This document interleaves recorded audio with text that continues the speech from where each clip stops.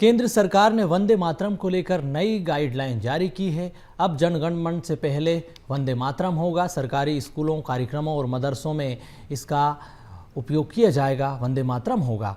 अब इसको लेकर कई आपत्तियां भी जताई जा रही है। सीएम डॉक्टर मोहन यादव ने आदेश का पालन भी करने की बात कही है। उज्जैन में मौलाना मुफ्ती सैयद नासिर अली नदवी ने इसे धार्मिक स्वतंत्रता पर हमला बताया है। उधर जो कांग्रेस के विधायक हैं आरिफ मसूद, उन्होंने भी कहा कि इसकी कुछ लाइनों से आपत्ति है।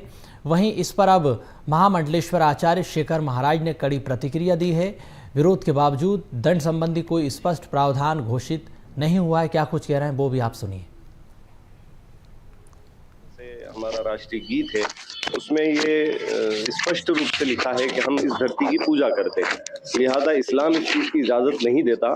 इस्लाम में इस्लाम की जो असल आधार है, जो उसकी बुनियाद है, वो ये है कि एकेश्वरवाद, एक खुदा के साथ किसी को शरीक नहीं कर सकते।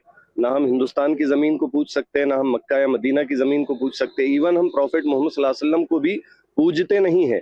हम उनके मार्गदर्शन पे चलते हैं, उनकी तालीमात पर अमल करते हैं और इस्लाम एकेश्वरवाद पर आधारित है। हम इसको छोड़ नहीं सकते। हम हुकूमत से ये आग्रह करेंगे, ये हमारी गुजारिश है कि इस तरह के कोई भी प्रोग्राम आगे से ना चलाएं जो किसी धर्म को ठेस पहुंचाते हों, किसी अकीदे और आस्था पर हमला करते हों।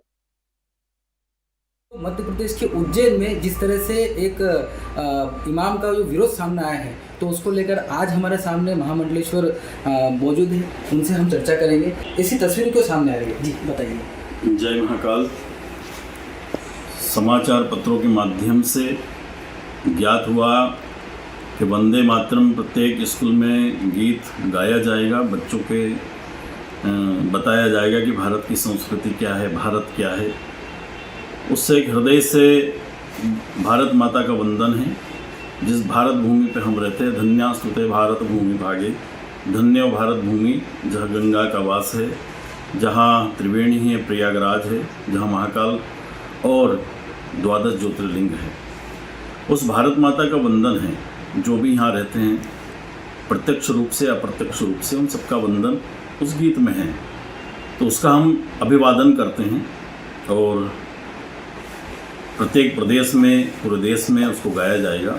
परंतु किसी मौलाना के द्वारा ये ज्ञात हुआ कि वो वंदे मातरम नहीं गाएंगे और जिन स्कूलों में, प्रतिष्ठानों में वंदे मातरम गीत गाया जाएगा, वहाँ से अपने बच्चों को निकालेंगे।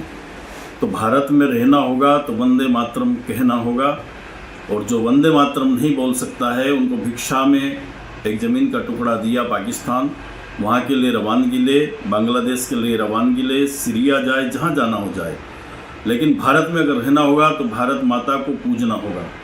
बहरहाल विरोध के स्वर तो सीधे बढ़ते जा रहे हैं, लेकिन अब सरकार इस पर क्या कार्रवाई करती है, यह अब आगे जाके ही पता चलेगा। अनिल बैरागी, BSTV उज्जैन।